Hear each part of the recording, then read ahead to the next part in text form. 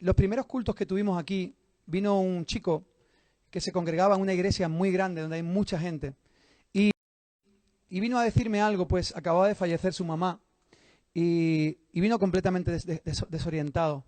Se habían caído algunos fundamentos, había perdido cierta esperanza, y hubo una cosa que me dijo que me impactó, ¿no? Y me dijo que se había sentido solo, y que la muerte de su madre en pleno COVID había hecho que dudara de algunas cosas, ¿no? Fíjate, ¿qué ocurre, ¿no? Cuando nosotros, nuestros fundamentos no están bien firmes, cuando viene una crisis, cuando viene una batalla, de repente nuestra fe se apaga. O una pareja que te deja o te abandona, o te han echado del trabajo, o una muerte que no esperabas, una despedida que no esperabas, ¿no? Y ahí, cuando tu fundamento no está en la roca, y cuando te hablo de la roca, no solamente te hablo de Cristo, te hablo de la eternidad que viene con la vida en Cristo. En el momento que Cristo le sella, su vida eterna comenzó. Comenzó su vida eterna. Las arras de la vida eterna es el Espíritu Santo, el sello del Espíritu Santo en tu corazón. Con lo cual, la vida eterna es una prolongación de la vida. Mi cáscara se va a apagar, mi espíritu va a vivir siempre. Y cuando yo abra los ojos porque mi cáscara ya esté gastada, el Señor me va a esperar, me va a abrazar y me va a decir, pasa conmigo, entra conmigo, vamos a celebrar.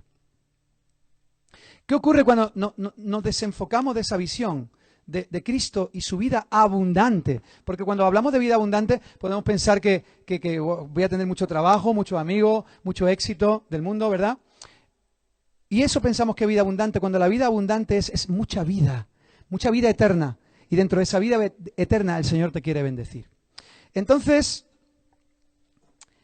lo primero que te quiero decir es que no te fíes de las multitudes, sino que le pregunten a Jesús. ¿Qué habrá querido decir con eso? Vamos a intentar ver cuál es la medida del cielo, porque el Evangelio, la Biblia, nos enseña que lo importante no son al fin y al cabo las multitudes, sino la unanimidad. Ahora, si hay unanimidad y hay multitudes, gloria a Dios. Maravilloso. Pero si hay multitud y no hay unanimidad, oye, multitud hay en el campo de fútbol. Y yo soy del Sevilla. Y ahí el himno del Sevilla, para ellos es una alabanza. Y es Sevilla, Sevilla. Y ahí se dan golpes de pecho y están todos juntos, pero después se matan. Se matan. O sea, ahí no hay unanimidad. Entonces, ¿qué es estar unánime, no? De la palabra griega, unánime, es como estaban los apóstoles cuando viene el Espíritu Santo. Y esa palabra es homotumadón. Homotumadón. Es una palabra que tiene dos vocablos griegos. Es homotumadón, que significa estar unidos. Homo, igual. Tumos es mente, voluntad y propósito. Es decir, estar unidos en el mismo pensamiento, la misma voluntad y el mismo propósito. Si te vas a Deuteronomio y ves el primer mandamiento, ama al Señor tu Dios con todo tu corazón, con toda tu mente y con todas tus fuerzas. Dios está hablando de tres áreas: tu mente, tus pensamientos, tu intelecto, tu fuerza de voluntad y tu alma, tus sentimientos. Entonces, cuando tú estás conectado en pensamiento, en alma y en propósito con tu hermano, estás unánime. Si hay dos, pelotazo. Dos o tres en mi nombre. ¿Mi nombre qué es? Homotumadón. Pelotazo. 300 o 3000 juntos. A saber. A saber. Pero si estás unánimes en Cristo, vienen los de repente de Dios. Y a mí me encanta los de repente de Dios. ¿Qué te imaginas que si al final de la palabra o cuando tengamos un tiempo de ministración viene un de repente de Dios? ¿Cuánto conoce los de repente de Dios? ¡Catapum! ¡Ra! Y ya te cambió los planes. Se rompió el techo y comenzó ahí a ministrar Dios. Entonces, si no hay unanimidad, todo lo que vayas a edificar es con tu fuerza. El libro de Jueces, para que lo entendáis, es un libro del Antiguo Testamento. Se escribe después de la conquista de Josué a la tierra prometida. La tierra prometida es un símbolo de Cristo. No era un lugar, es un estado en el Señor. Es el lugar de paz, es el destino al que vamos, es a la tierra prometida. Al fin y al cabo es un símbolo de Jesús. Es un símbolo de la eternidad con Cristo. Entonces, cuando Josué consigue llegar a la tierra prometida, después del Éxodo, ya conocéis un poco la historia, aquellos que no conocen la Biblia, cómo el pueblo de Israel sale de la esclavitud del pecado y cruza el desierto, llega a la tierra prometida, continúa la misión Josué. Pues, una vez cuando ya están allí, se vuelve desobediente. Cuando ya han conseguido lo que querían en el Señor, se vuelve infiel y desobediente. Oye, si no, deja el ventilador, no desconcentréis. Está aquí conmigo, está homotumadón conmigo, niño. Homotumadón. Muy bien. Entonces ahí, en esa desobediencia, el Señor manda a héroes que eran jueces, eran como superhéroes. Yo lo veo como superhéroes, ¿no? Estaba Sansón, estaba Débora, estaba Gedeón. Yo voy a hablar de Gedeón. Y Gedeón viene en un momento en el que el pueblo de Israel, por su desobediencia, se ve 7 años en opresión con los amalecitas y los madianitas. Esta gente era tela de mala. Tenían muy mala leche. No solamente eran despiadados en la batalla, sino que además iban a por el ganado, niños. Se cargaban a las vacas, a los toros, se cargaban a todos los animalitos. Y yo profundizando un poco en el sistema de adoración de aquella época, donde lo que se ofrecían eran holocaustos, mira cómo Satanás trabaja, intenta romper tu alabanza. Y si rompe tu alabanza, y si rompe el sacrificio que tú le puedes dar al Señor, en medio de una crisis, ahí Él va a ganar terreno en tu casa. Y los amalecitas y los madianitas no solamente atacaban y mataban a los niños y a las familias, sino que destruían los ganados. Aparte de la comida, era un sistema de adoración de aquel pueblo en aquella época, entendamos el contexto, hace miles de años. 7 años aguantándolo. Y de repente llega Gedeón con 32.000 hippies. Hola, soy Gedeón y me traigo aquí un batallón, 32.000. ¿Entendéis lo que digo? ¿Sí? 32.000 personas vienen con Gedeón y dice el Señor que le dice a Gedeón, dice, mira, son muchos. Dile a toda esta multitud y pregúntale a toda esta multitud que si alguien tiene miedo, que se puede ir a casita, que se autodespida. Y cuando Gedeón dice, oye, alguien de aquí tiene miedo a esos 32.000 guerreros, dice la palabra, dice que 22.000 se fueron a casa. Madre mía, ¿cómo menguó el batallón? 10.000. Y tú imagínate 10.000 personas, pues más de la mitad se van a casa porque tenían miedo. Y estamos ahí en Jueces 7, versículo 4 al 7. Voy a leer rápido, ¿vale? El Señor le dijo a Gedeón, todavía son demasiados, hazlo descender al manantial y yo los pondré a prueba para determinar quién irá contigo y quién no. Cuando Gedeón bajó con sus guerreros hasta el agua, el Señor le dijo, divide a los hombres en 2 grupos.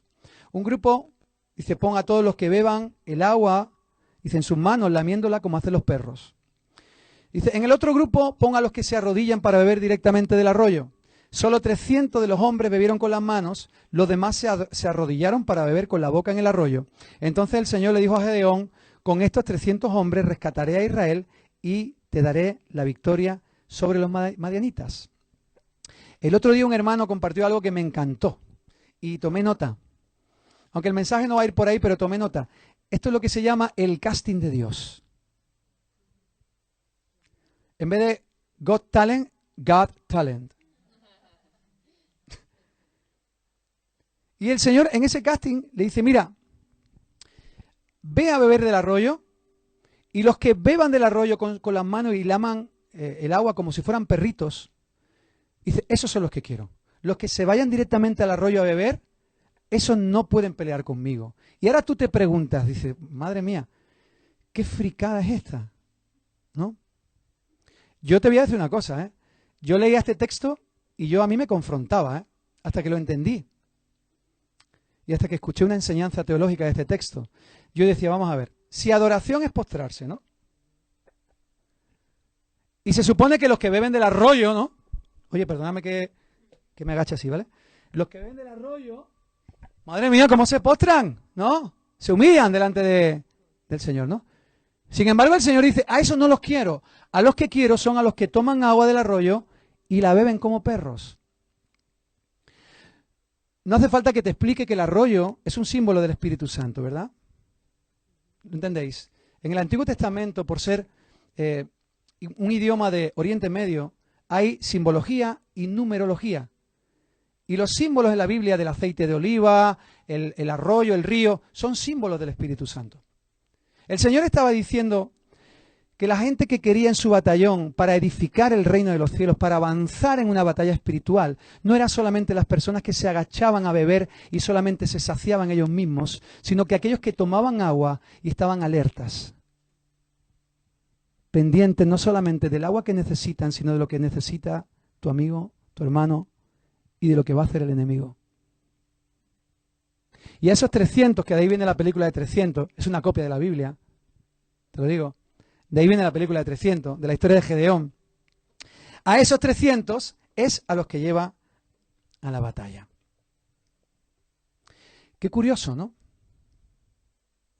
Qué interesante. Dices tú, bueno, puede ser una interpretación de esa parte, pero yo quiero irme contigo a varios textos que te hablen de ello. Para que lo veas bíblicamente hablando y lo entiendas con el corazón, pero sobre todo con el espíritu.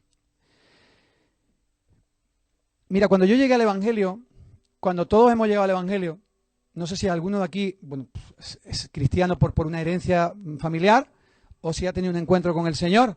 Yo me convertí en el año 2007, el 17 de diciembre del 2007. Yo estaba metido en narcotráfico, estaba enganchado a muchos tipos de sustancias. No quiero especificar, pero tenía adicciones a muchas cosas. Y mis padres no eran creyentes. Veníamos de tradición católica como muchos españoles. Yo no sabía quién era el Jesús vivo, pero un día me predicaron el Evangelio. Dios iluminó mi corazón y vi las faltas que tenía. Me arrepentí delante del Señor, recibí el Espíritu Santo, me liberó y empezó a cambiarlo todo. No cambió lo de fuera, cambió lo primero lo de dentro. Y cuando me empezó a mueblar lo de dentro, cambiaron los muebles de fuera. Porque yo era horterillo. Yo era heavy metal. Horterillo, catetillo, ¿cómo se dice? ¿Usted es de México?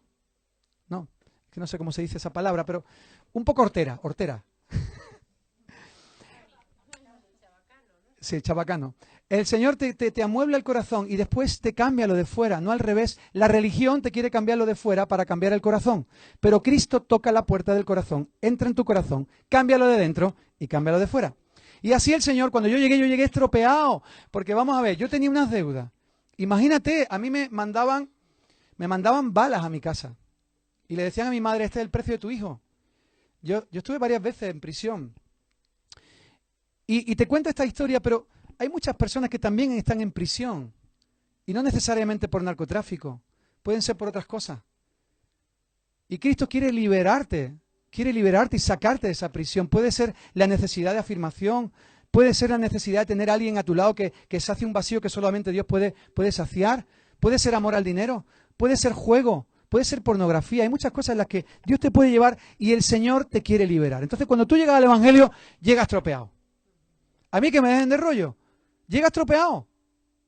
¿Quién no ha llegado estropeado al Evangelio? ¿O quién ha llegado estropeado al Evangelio? ¿Y quién ha sido sanado por Jesús en el Evangelio?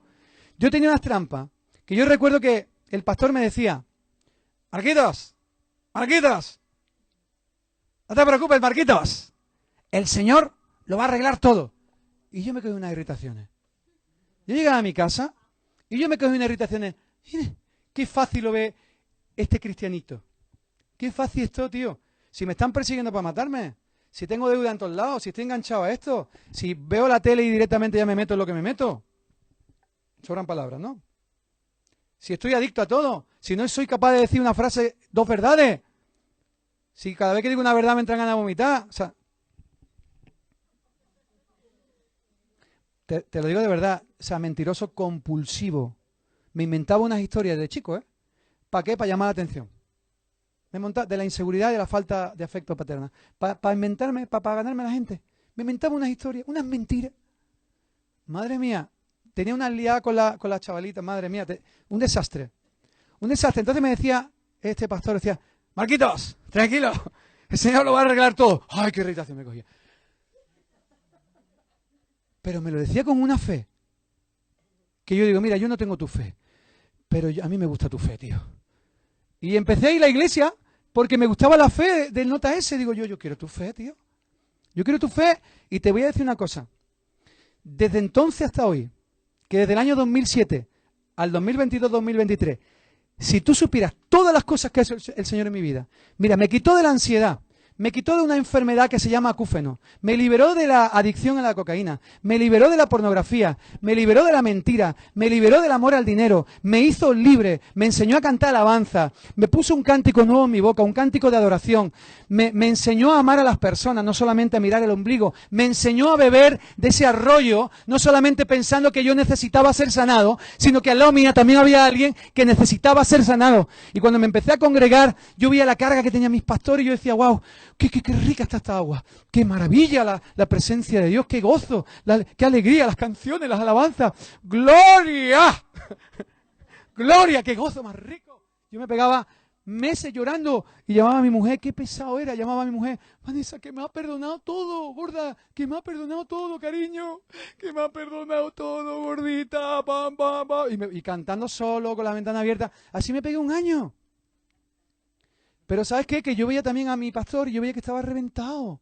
Porque todos los cachorrillos querían, como tú has visto los perritos que tienen muchos perritos, y todos están endemoniados, niños. Están endemoniados esos perros, necesitan liberación. La teta de mamá. Y entonces a veces venimos así al Evangelio, todos queremos nuestro tiempo con el pastor. Y que me dediquen tiempo yo. Pero tú sabes con cuántos problemas se acuesta un pastor. Hoy hablaba con un amigo, con un hermano de esto, que ha salido también de la adicción a la cocaína. Y le doy gloria al Señor, que lo vamos a casar dentro de poco. Y se metió una rayada ahí que, pobre, el Señor, o sea, lo está ministrando, le está sanando, pero el diablo también está ahí, ¿eh? Cuidado, ¿eh? No seamos tan espirituales y digamos, no, yo no escucho a Satanás. Oye, cuidado. A ver si vas a ser tú más espiritual que Jesús. Que lo escuchaba, pero bien que lo escuchaba. En Ifi lo escuchaba, niño. Hola, convierte esta piedra en pan. ¿Sabes? Lo escuchaba en Ifi. El punto del Evangelio es que el Espíritu Santo te enseña a discernir quién es Satanás y quién es el Espíritu Santo. Ahí está el punto de la batalla espiritual. Entonces, se enroscó conmigo porque he estado 3 días trabajando en Bulgaria, paré en Holanda, no pude hablar con él, y le vino un mal pensamiento, pero gracias al Señor que me lo contó. Hemos orado juntos y le puse esta ilustración de los perrillos. Sois muchos cachorrillos. Y a veces nosotros, tú estás ahora mismo que no has dormido en 3 días por un problema que has tenido con tu pareja, ¿verdad? Pues imagínate cuando te acuestas con 170 problemas de familias diversas. Imagínate la de vuelta que pega en la cama. Y encima, claro, tu mujer también. Entonces los dos parecemos los rollitos. Y encima nos hacemos los dormidos. Y cuando veo que mi mujer está igual que yo, hacemos 2. Pero decimos, verdad, no veas, vamos a orar juntos, ¿no? Y ya ahora y te relajas. Madre mía, qué calor, tírame el viento, amado. El arroyo, acuérdate de la enseñanza, el arroyito. Ay, qué calor. Entonces, bueno, estamos entendiendo que en el casting de Dios el Señor necesita gente que realmente no solamente se ocupe de beber de la fuente, sino de estar pendiente de la necesidad de otros. Mira lo que dice Juan 4:34, ¿vale? Mi alimento consiste en hacer la voluntad de Dios que me envió y en terminar su obra. Mira, Jesús acababa de ministrar a una mujer samaritana. Capítulo antes había tenido la boda de Caná que había convertido el agua en vino. Había liberado a unos cuantos endemoniados. Y ahora encima, después de ministrar a la mujer samaritana, los discípulos le dicen, Jesús, tío, come un poco. Y Jesús le dice, mi alimento consiste en hacer la voluntad de Dios que me envió y en terminar su obra. ¿Tú sabes que servir al Señor también te llena de la presencia de Dios? ¿Tú sabes que hacer la voluntad del Señor te llena del Espíritu Santo también? ¿Sabes que cuando estás en la obra y tú estás en la brecha, el Señor también te está llenando de su presencia? ¿Sabes que uno de los lenguajes más efectivos que tenemos en el reino es lavarle los pies a los demás? Es un lenguaje de amor, es un acto de servicio, pero es una manera de decirle, Señor, me faltan obras para darte las gracias. Y el Señor esto lo ve. Y esos son los guerreros que Dios quiere.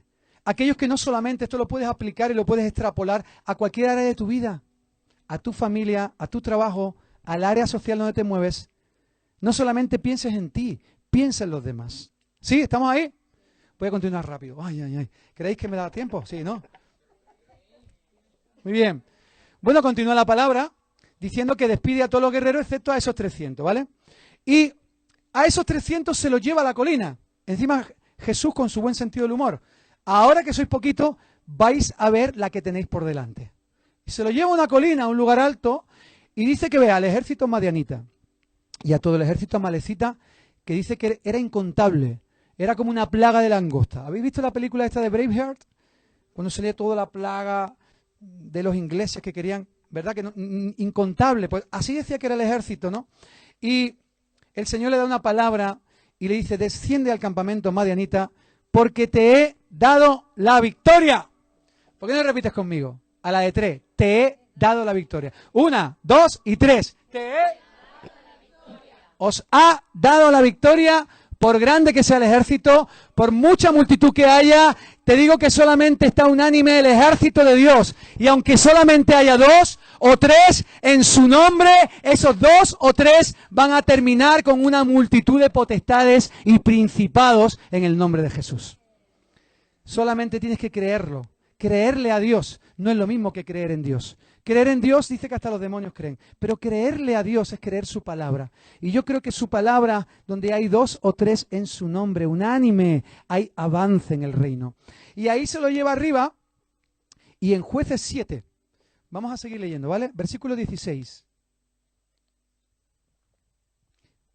¿Tenemos la palabra? ¿Sí? Jueces 7, versículo 16 al 20, dice que así que dividió a los 300 hombres en 3 grupos, y les dio a cada hombre un cuerno de carnero, una vasija de barro y una antorcha dentro.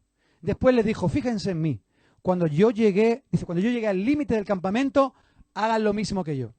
En cuanto yo y los que están conmigo toquemos los cuernos de carnero, dice, y ustedes también toquen sus cuernos de carnero alrededor del campamento y griten, por el Señor y por Gedeón. Oye, perdóname esto, es que esta es parte de los efectos especiales. A la de 3, por el Señor y por Gedeón.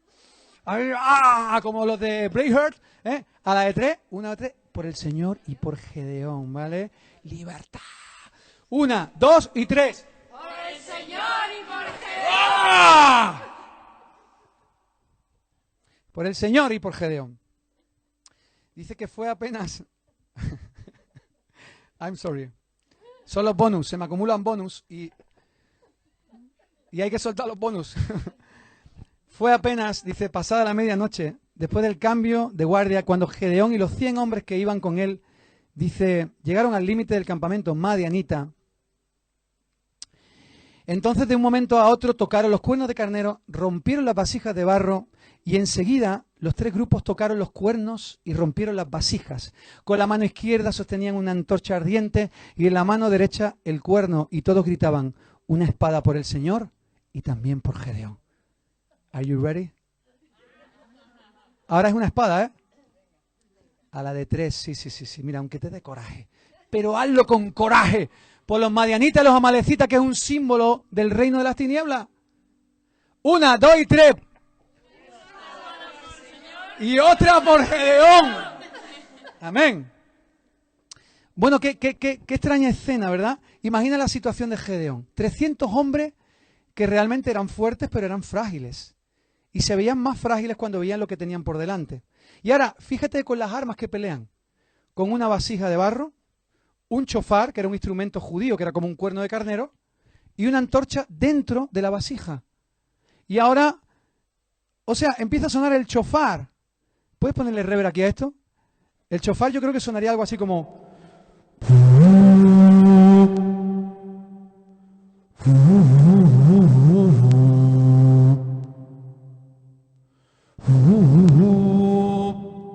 ¿Sí? ¿Salió bien el chofar? Pues este instrumento era un instrumento judío, que era un cuerno, y lo utilizaban para adorar al Señor, pero también era una llamada al Espíritu Santo. Por eso en la batalla los levitas tocaban el chofar y llamaban al Espíritu Santo para que el Espíritu Santo fuera delante de la batalla y empezara a abrir brecha.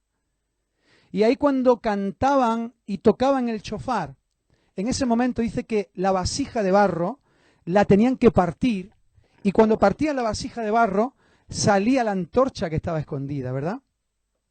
Dice la palabra que los madianitas se despertaron asustados por los sonidos y que los fuegos ardientes que empezaron a ver los confundieron.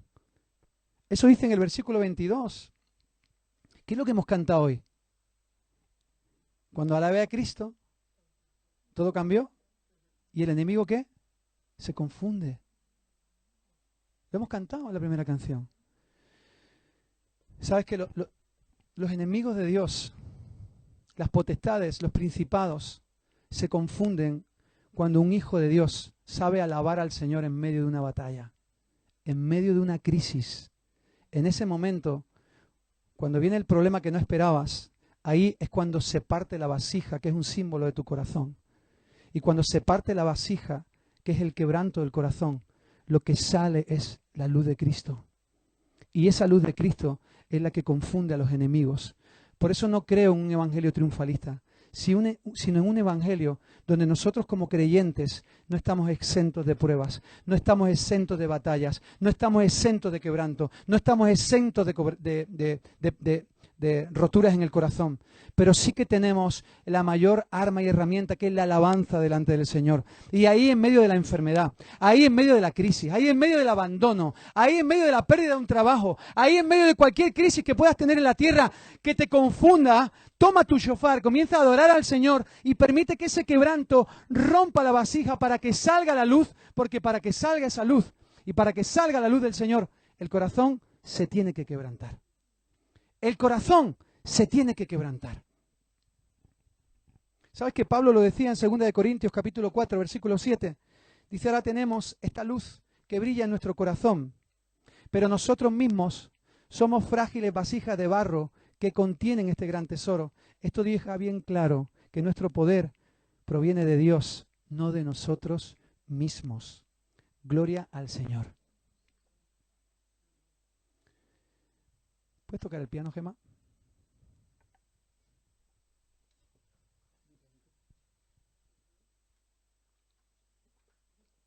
¿Sabes que me encanta la historia de Gedeón porque cada historia de la Biblia te enseña algo de ti. Cada personaje está puesto con intencionalidad. ¿Y cuántas veces nosotros nos hemos visto como Gedeón? Con confirmaciones, queriendo ganar batallas con confirmaciones de Dios. Gedeón le decía al Señor, Señor, mira, si tú me estás llamando para esta batalla, dame una señal. Cuando me levante por la mañana, el trocito de piel que voy a poner afuera de la tienda, cuando yo llegue, que esté mojado y que todo alrededor esté seco. Y Gedeón, a la mañana siguiente, cuando veía el trozo de piel de cabra, piel de oveja, que estaba completamente mojado y todo alrededor seco, decía, confirmación de Dios. Pero al día siguiente otra vez venía la duda. Y ahora le decía lo contrario. Señor, ahora lo contrario. Ahora,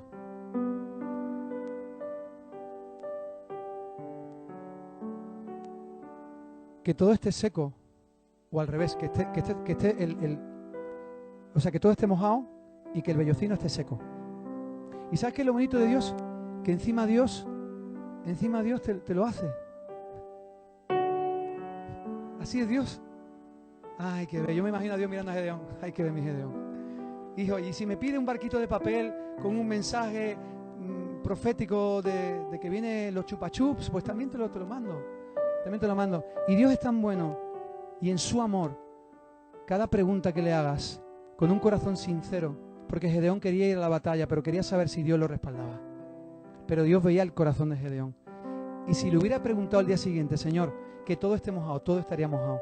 Y en todas esas pruebas, al final recibió confirmación. Y muchas veces nosotros, en nuestras vidas, queremos que todo vaya bien. Y queremos confirmaciones de parte de Dios, porque si no fluye todo, no es de Dios. Mentira. Mentira. Hay una batalla continua entre la luz y las tinieblas. Y las cosas de Dios, a veces hay que pelearlas. No todo fluye así y todo viene de repente. A veces hay que pelearlas. Y a veces la vasija se va a romper.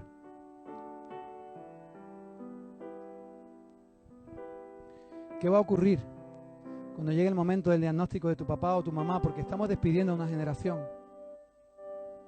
Estamos despidiendo a una generación. El día 25 de diciembre del 2015 yo tuve que despedir a mi madre cuando había visto cómo mi padre había sanado de cáncer. Pero mi madre murió de cáncer. Se me rompió la vasija.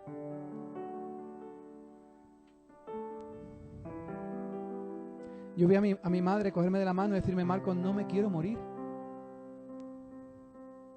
Dime que no me voy a morir. Mi madre no era creyente. Mira, las cosas de Dios, mi vasija se rompió. ¿Por acaso no has escuchado las oraciones? ¿No has escuchado la intercesión? Señor, es tu hija. Padre, tú has sanado a mi padre, ¿por qué a mi madre no? ¿Por qué a este sí, por qué a este no? ¿Qué pasa? ¿Y qué ocurrirá cuando venga el informe que no esperabas? O cuando venga la batalla o el abandono que tú no esperabas. Porque tú no puedes controlar los círculos de responsabilidad de las personas, solamente el tuyo. Y cuando viene la crisis, ¿qué? Se rompe la vasija, ¿y ahora qué hacemos? Vasija rota.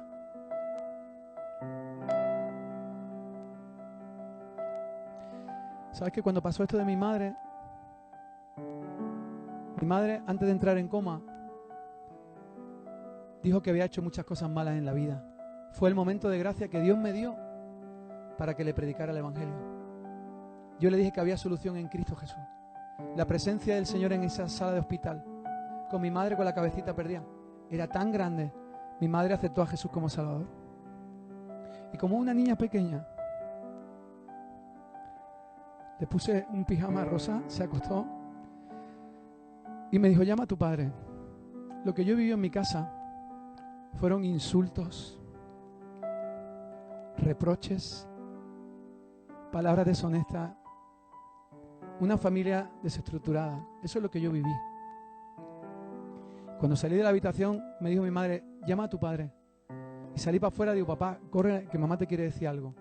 Y entró mi padre en la habitación y estuvo como 35-40 minutos. Y en esos 35-40 minutos, cuando salió mi padre llorando como nunca lo había visto, se sentó con nosotros, con todos mis hermanos, y nos miró y nos dijo: hijo mío, en 40 años es la primera vez que tu madre me ha dicho: Eduardo, te amo. ¿Sabes que Dios me confirmó que cuando alguien se pone en orden con Dios, se quiere poner en orden con el hombre? El Espíritu Santo salvó a mi madre, aunque mi vasija se partió. Pero la luz que salió fue la que confundió a Satanás, porque tenía un plan para mi madre, un plan de eternidad para mi madre. Cuando llegamos a la iglesia, nos empezamos a adorar al Señor. Claro que hay duelo, claro que una madre es una madre. Claro que me dolió, claro que me quebranté, pero en ese quebranto el shofar me permitía adorar al Señor con la vasija rota, y esa luz que salía de ahí confundía a los enemigos. Y recuerdo que vinieron familias a la iglesia y venían y nos decían: wow, familia Campillo, me decía: ahora sé en el Dios que he creído, porque veo todo lo que has pasado en el proceso y lo que ha pasado con tu madre, y te veo aquí alabando al Señor. Y eso es lo que el Señor puede hacer con cada vida, con cada uno de vosotros. Que en el momento de la batalla, una batalla imposible, cuando venga el abandono, cuando venga la traición, cuando venga la enfermedad, nosotros como cristianos no estamos exentos de tener depresión, o de tener ansiedad, o de tener un problema. Pero en esos momentos lo que Dios te está diciendo es que: hijo mío, tengo herramientas para ti. Tengo el poder de la alabanza para que me cantes y confundas a los enemigos, porque hay alguien que necesita ver esa luz. Hay alguien que necesita contagiarse de tu fe, como yo me contagié de la fe de aquel pastor que me decía: no te preocupes, Dios te va a sacar de todo. Yo no tengo fe, pero esa luz que brillaba de su corazón, seguramente que fue por algún quebranto, y más de un quebranto. Así que cuando el Señor quebrante tu corazón, no te quejes. Piensa que puede ser la oportunidad para que esa luz se libere y pueda tomar posición y victoria en alguien que necesita esperanza. Por eso estás bebiendo y estás pendiente y alerta de las personas que necesitan beber. No solamente mirando tu tristeza, no solamente mirando tu dolor, sino viendo que Dios tiene propósito hasta en el dolor.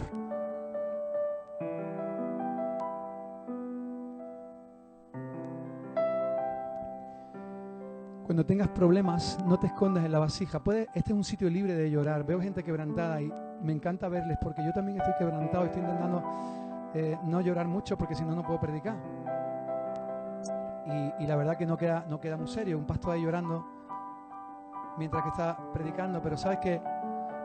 Gracias, Señor, porque rompió mi vasija más de una vez. Y en esos quebrantos me ha enseñado lo que es humildad. Me ha enseñado lo que es obediencia. Me ha enseñado lo que es mirar también la necesidad de otras personas. Y hacernos kilómetros para venir aquí, irnos a otros países, abrir otros cafés en otras ciudades. Gracias al Señor por cada quebranto, porque cuando tengas algún problema no te escondas en la vasija. Deja que Dios la parta. Deja que Dios la parta, porque esa luz tiene que brillar. Esa luz tiene que brillar ahí fuera. Esa luz tiene que salir como salió del ejército de Gedeón y como confundió a sus enemigos. Y ya terminando, y esto es curioso e interesante, versículo 18, que hemos gritado todo como William Wallace, ¿verdad? Como unos posesos emocionados. ¿Por Dios y por quién? Y por Gedeón. Vamos a pasar del llanto a la risa. ¿Por Dios y por quién? El que recibe a profeta, recibe regalo de profeta. Eso le decía Jesús a sus discípulos. ¿Sabes qué significa eso? El que dejomai en griego, que significa el que honra a alguien que viene de parte de Dios, recibe lambano, ¡fum!, es impactado por algo que viene de parte de Dios. Así que la cruz es con Dios, pero también es con los hombres. Por eso aquellas personas no solamente eran fieles a la palabra y a Dios, sino a su líder. Y dijeron, por Dios, pero también por Gedeón.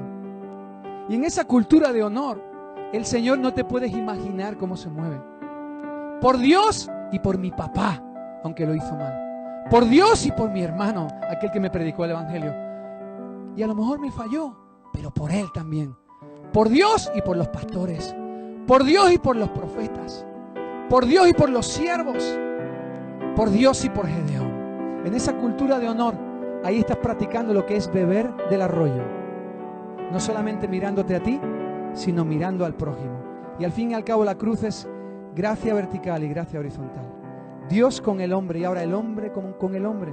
Lo que recibí de gracia ahora yo lo voy a dar de gracia. ¿Cuándo están entendiendo lo que estoy diciendo?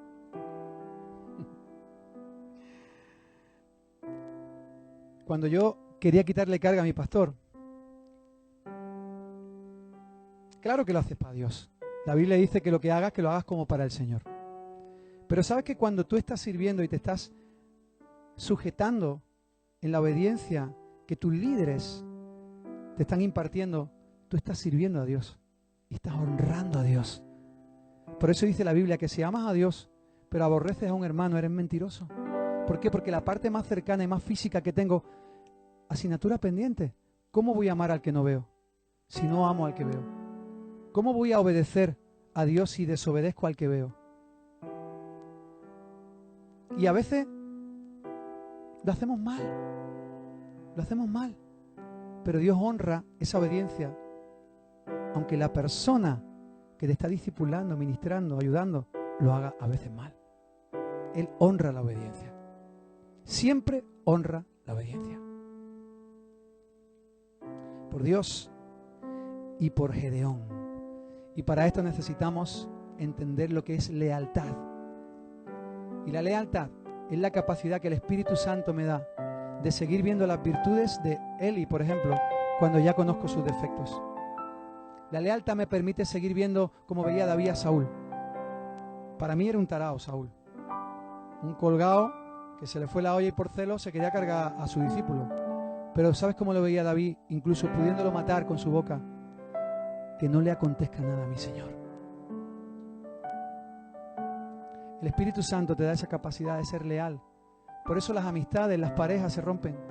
Porque llega un momento en que todo es color de rosa, ¿verdad? Todo es bonito, wow, qué pedazo de persona. Pero ya empiezas a convivir y ya empiezas a ver los defectos. En el yugo en Cristo, el Espíritu te va a dar la capacidad de ser leal. Ya conozco sus defectos, pero sigo viendo sus virtudes. Ahí, por Dios y por mi mujer. ¿Tú qué te crees? Que yo no sé los fallos que tiene la gitana conmigo, que mi mujer es gitana. Y los fallos que la gitana me ve, por menudo tiene que soportar conmigo la gitana. Pero sabes que hemos aprendido a ver las virtudes a pesar de conocer nuestra debilidad. Por Dios y por Gedeón. Por Dios y por tu pareja, por Dios y por tu familia, por Dios y por tus pastores, por Dios y por tu madre, por Dios y por tu papá, por Dios y por tu hermano el que no conoce al Señor, por Dios y por el prójimo que ves ahí pasando hambre, por Dios y por cualquier persona que tengas a tu lado y tu vecino, por ellos. Para eso estamos aquí, para ser sal y luz.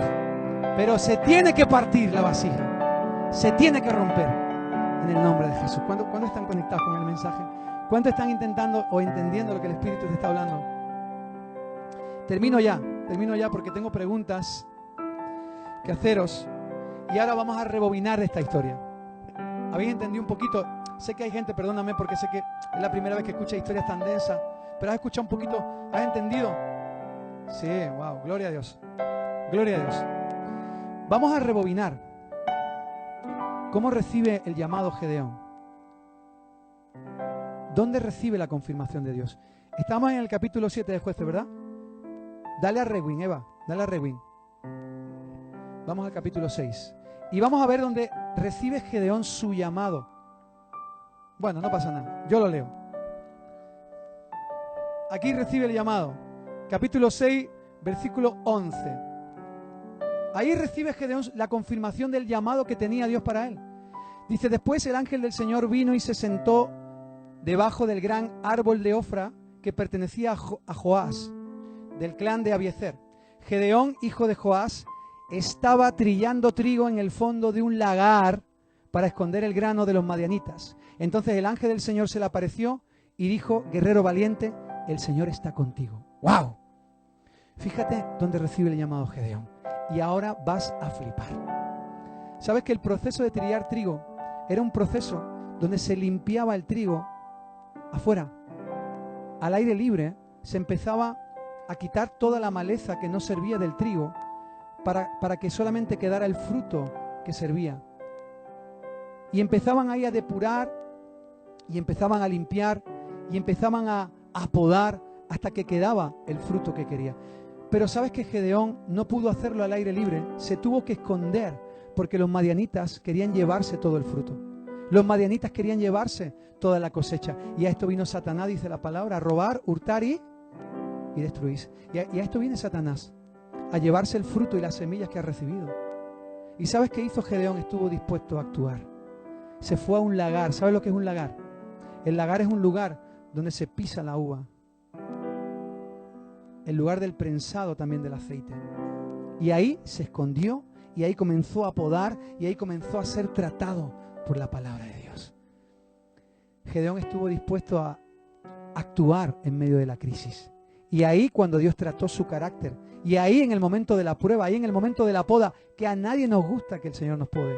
A nadie nos gusta que nos deje a veces desnudo, pero el Señor quiere el trigo. Quiere aquello que sí produce fruto. Y ahí Gedeón estuvo dispuesto a actuar. Por eso, a veces, el éxito no lo podemos medir con la medida del mundo. A solas, Gedeón fue tratado y trillado por el Espíritu Santo. Y en ese trato de Dios, en la intimidad, recibió la confirmación y el llamado de Dios. Quizás no lo hizo donde estaba acostumbrado a hacerlo, al aire libre, disfrutando de la naturaleza, pero se fue a donde el Señor prensa el aceite y la uva para que dé fruto.